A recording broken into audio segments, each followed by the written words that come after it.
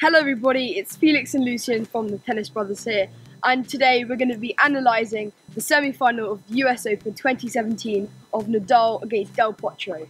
Obviously, Nadal is from Spain and Del Potro is from Argentina. There's quite a close rivalry. Nadal is 2 years younger than Del Potro, so not a huge age difference. Also, Nadal has played Del Potro 14 times. Nadal has won 9 times and Del Potro obviously 5. So it's quite close. It's not like some person's won a lot more than the other. So we're going to talk you through the match and our opinions on it.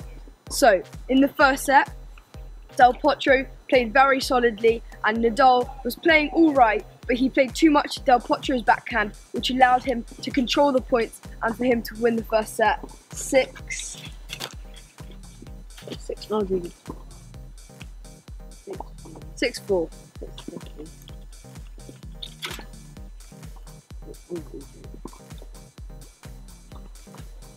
Very sticky.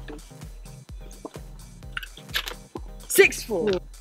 So the momentum was all in Del Potro's favour in the first set, especially his serve, a high serve percentage in the 70s, and also his game is taking the ball early and attacking with a lot of pace on his forehand and backhand sides, which really allowed him to take control and obviously win all these quick points really quickly, not having to use a lot of energy. And yeah, so his momentum was carrying through to the second set, and let's see how Nadal responds.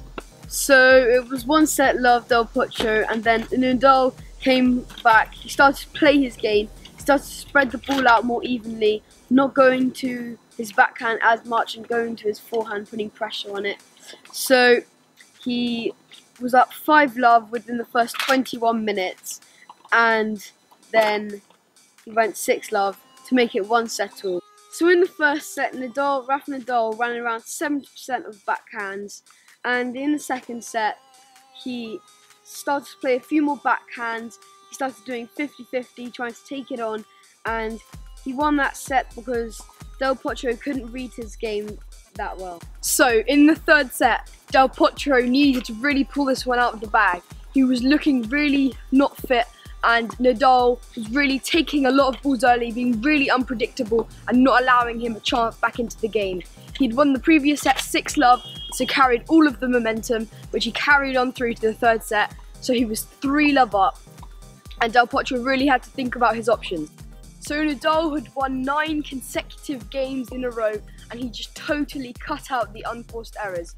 He made about 1 unforced error in the whole set, which is absolutely outrageous.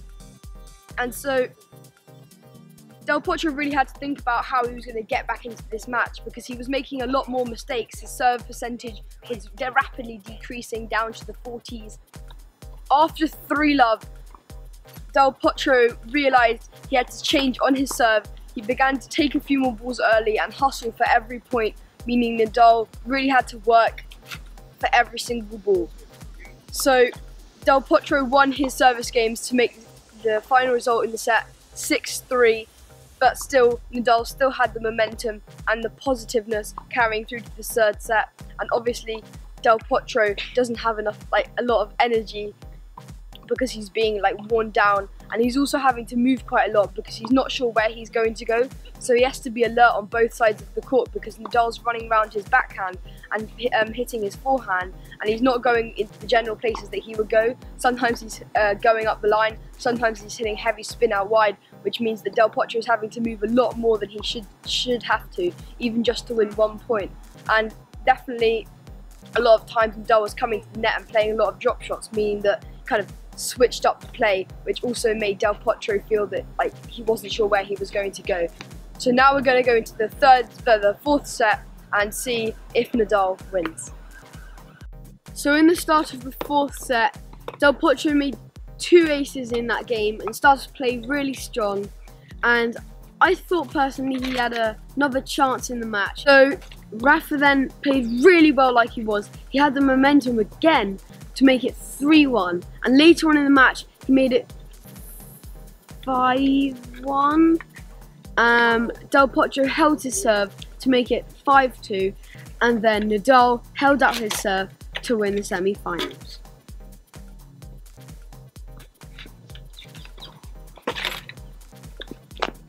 Yeah. So Nadal has now won 23 out of his last 26 semi-finals, and Nadal has won against Del Potro now 10 times, and Del Potro has only won against him 5 times. Nadal is 2 years younger than Del Potro. Nadal is #1 in the world, and Del Potro is number 28 in the world. It kind of shows how a match can be quite close, even though they're really far seeds apart. And definitely Del Potro was tired because he had a lot of hard matches against Federer and Thiem beforehand. Del Potro was more tired because in the round of 16 and the quarters, altogether he played 9 sets compared to Rafa Nadal, who only played 6. So you could definitely see who was the bigger and stronger player overall, because Del Potro hit 7 aces in the match and Nadal only hit 5. However, it kind of shows how it doesn't always need to be 100% power, because it's also precision about where you hit it in the box, because Nadal isn't necessarily the biggest person in the world.